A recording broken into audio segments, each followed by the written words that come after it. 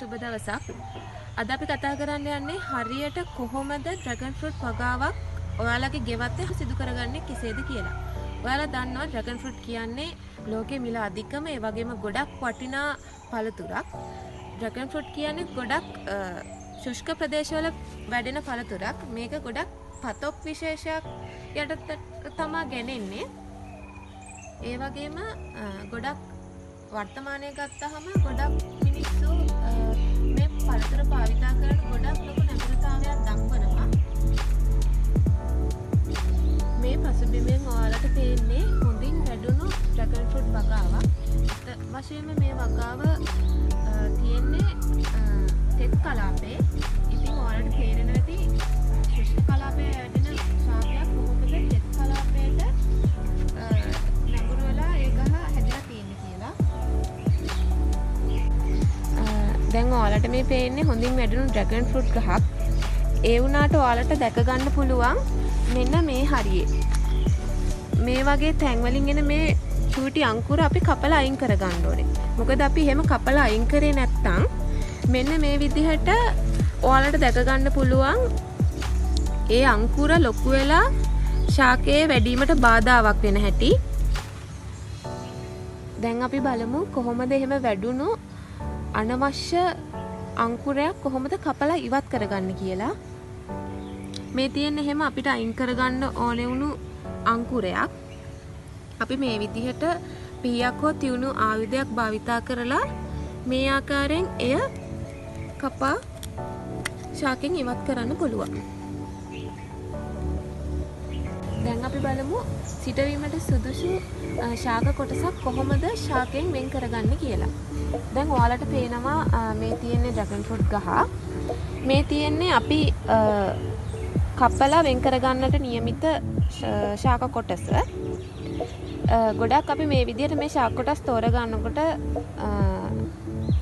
ගොඩක් සෞඛ්‍ය සම්පන්න සහ රෝග වලින් තොර කොටසක් තෝරගන්න ඕනේ. අපි බලමු දැන් ඒක වෙන් කරගන්නේ කොහොමද කියලා.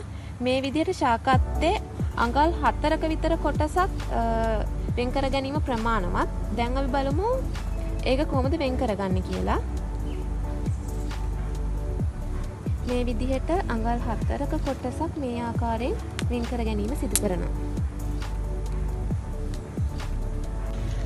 මේ තියෙන්නේ අපි එසේ සිටුවීමට ශාක කොටසෙන් වෙන් කරගත් ශාක කොටස් කැබලි. මේ ආකාරයට තමයි දිස්සන්නේ. සිටුවීමට පෙර අපි මේ ශාක කොටස් වල මෙන්න මේ ප්‍රදේශයෙන් පොඩි කැපුමක් සිදු කර ගැනීමට ඕනේ. මොකද මේ ආශ්‍රිතව තමා පස්සේ සිටුවීමෙන් පසු මුල් ඇදීම සිදුවන්නේ. ඔයාලට බලා ගන්න පුළුවන් මෙන්න මේ ආකාරයෙන් තමයි දිස්සෙන්නේ.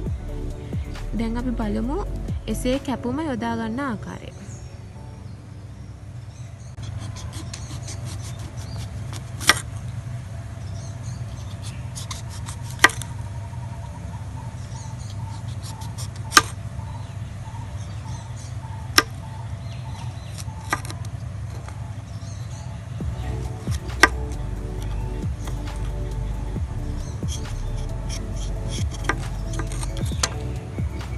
මෙන්න මේ ආකාරයෙන් පොඩි කැපුමක් සිදු කරගන්න ඕනේ. මොකද මේ ආශ්‍රිතව තමා මුල් වර්ධනය වීමක් සිදු වෙන්නේ. මේ තියෙන්නේ අපි ඩ්‍රැගන් ෆෘට් සිටවීම සඳහා භාවිතා කරන මාධ්‍ය. මෙහි කොම්පෝස්ට්, මතු පිටපස් සහ වැලි එකට එක අනුපාතයෙන් මිශ්‍ර කළ තමා මේ මිශ්‍රණය හදාගෙන තියෙන. වලට පේනවා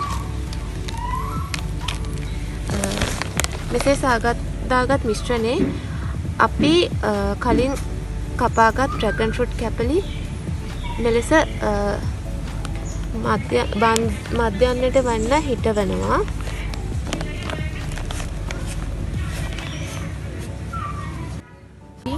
ඔයාලත් මේ විදිහට ඩ්‍රැගන් ෆෘට් වගා කරලා හොඳ අස්වැන්නක් ලබා ගන්න.